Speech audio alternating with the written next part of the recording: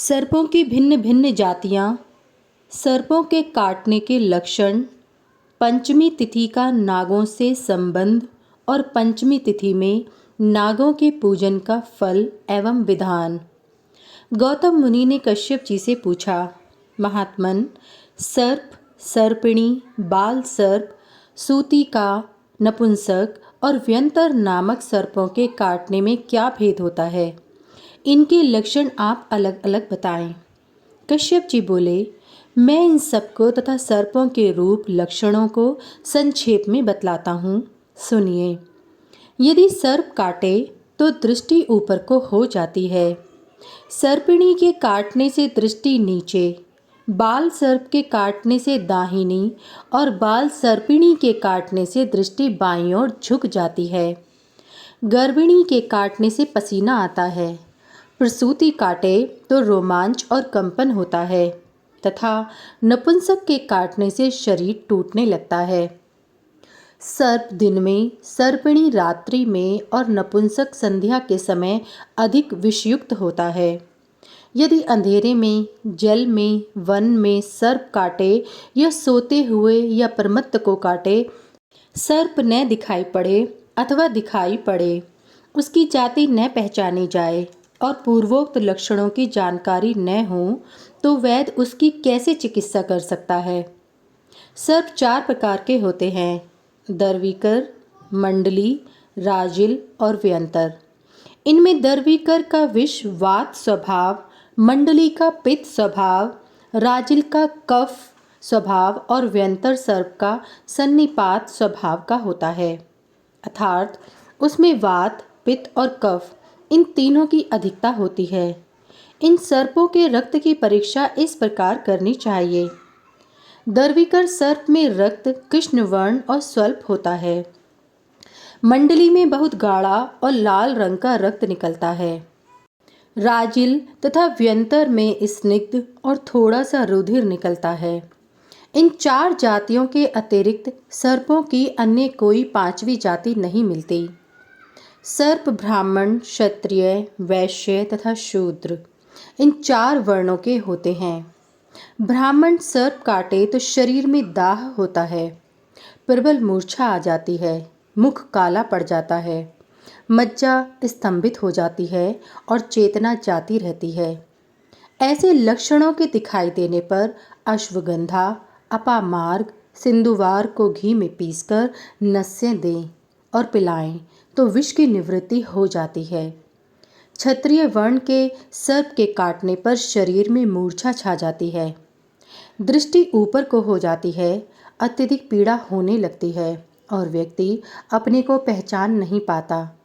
ऐसे लक्षणों के होने पर आँख की जड़, अपामार्ग, इंद्रायण और प्रियंगु को घी में पीसकर मिला लें तथा इसी का नस्य देने से एवं पिलाने से बाधा मिट जाती है। वैश्य सर्प डसे तो कफ बहुत आता है, मुख से लार बहती है, मूर्छा आ जाती है और वह चेतना शून्य हो जाता है। ऐसा होने पर अश्वगंधा, ग्रहधूम, गुग्गल, शिरीष, अर्क, पलाश और श्वेत, ग्रीकर्णिका, अपराजिता इन सबको गौमूत्र में पीसकर नस्य देने तथा पिलाने से वैश्य सर्प की बाधा तत्क्षण दूर हो जाती है। जिस व्यक्ति को शूद्र सर्प काटता है उसे शीत लगकर ज्वर होता है, सभी अंग चुलचुलाने लगते हैं। इसकी निवृत्ति के लिए कमल का केसर, लौत्र, छौत्र, शहद, मधुसार और श्वेत ग्रीकर्णी इन सबको समान भाग में लेकर शीतल जल के साथ पीसकर नस्य आदि दें और पान कराएं। इससे विष का वेग शांत हो जाता है। ब्राह्मण सर्प मध्याह्न के पहले, क्षत्रिय सर्प मध्याह्न में, वैश्य सर्प मध्याह्न के बाद और शूद्र सर्प संध्या के समय विचरण करता है। ब्राह्मण सर्प वायु एवं पुष्प, क्षत्रिय मूषक, वैश्य मेढक और शूद्र सर्प सभी पदार्थों का भक्षण करता है। ब्राह्मण सर्प आगे, क्षत्रिय दाहिने, वैश्य बाएं और शूद्र सर्प पीछे से काटता है। मैथुन की इच्छा से पीड़ित सर्प विष के वेग के बढ़ने से व्याकुल होकर बिना समय भी काटता है। ब्राह्मण सर्प में पुष्प के समान गंध होती है, क्षत्रिय के चंदन के समान, वैश्य में घृत के समान और शूद्र सर्प में मत्स्य के समान गंध होती है। ब्राह्मण सर्प नदी, कूप, तालाब, झरने, बाग बगीचे और पवित्र स्थानों में रहते हैं। क्षत्रिय सर्प ग्राम, नगर आदि के द्वार, तालाब, चतुष्पथ तथा तोरण आदि स्थानों में, वैश्य सर्प शमशान, ऊषर स्थान, भस्म, घास आदि के ढेर तथा वृक्षों में। इसी प्रकार शूद्र सर्प अपवित्र स्थान, निर्जन वन, शून्य घर, शमशान आदि बुरे स्थानों में निवास करते हैं। ब्राह्मण सर्प श्वेत एवं कपिल वर्ण, अग्नि के समान तेजस्वी, मनस्वी और सात्विक होते हैं। क्षत्रिय सर्प मूंगे के समान रक्तवर्ण अथवा सुवर्ण के तुल्य पीत वर्ण तथा सूर्य के समान तेजस्वी, वैश्य सर्प अलसी अथवा बाण पुष्प के समान वर्ण वाले एवं अनेक रेखाओं से युक्त तथा शूद्र सर्प अंजन अथवा काक के समान कृष्ण वर्ण और धूम्र वर्ण के होते हैं। एक अंगुष्ठ के अंतर में 2 दंश हों तो बाल सर्प का काटा हुआ जानना चाहिए। 2 अंगुल अंतर हो तो तरुण सर्प का, 2.5 अंगुल अंतर हो तो वृद्ध सर्प का दंश समझना चाहिए। अनंतनाग सामने, वासुकी बाईं ओर, तक्षक दाहिनी ओर देखता है और करकोटक की दृष्टि पीछे की ओर होती है। अनंत, वासुकी, तक्षक, करकोटक, पद्म, महापद्म, शंखपाल और कुलिक, ये 8 नाग क्रमश पूर्वादि 8 दिशाओं के स्वामी हैं।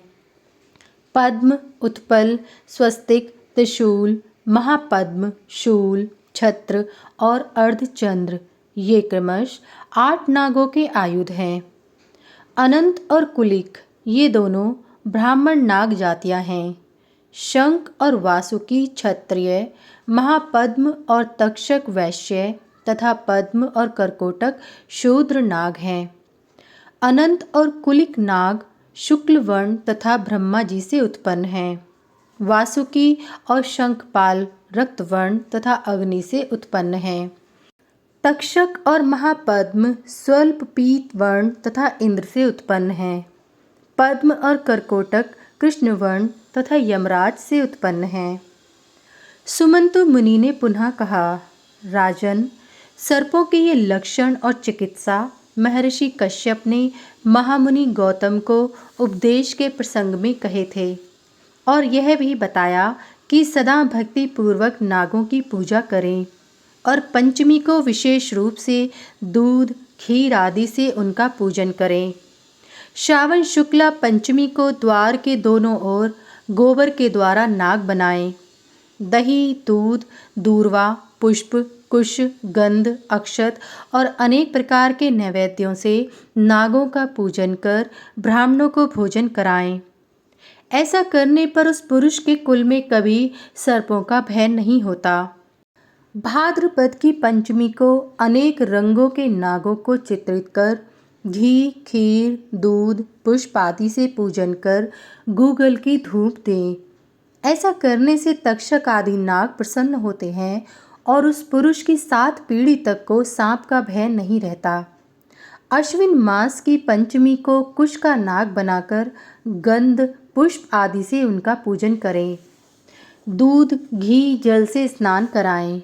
दूध में पके हुए गेहूं और विविध नैवेद्यों का भोग लगाएं। इस पंचमी को नाग की पूजा करने से वासुकी आदि नाग संतुष्ट होते हैं और वह पुरुष नागलोक में जाकर बहुत काल तक सुख का भोग करता है। राजन, इस पंचमी तिथि के कल्प का मैंने वर्णन किया। जहाँ ओम कुरु कुल्ले फट स्वाहा यह मंत्र पढ़ा जाता है, वहाँ कोई सर्प नहीं आ सकता।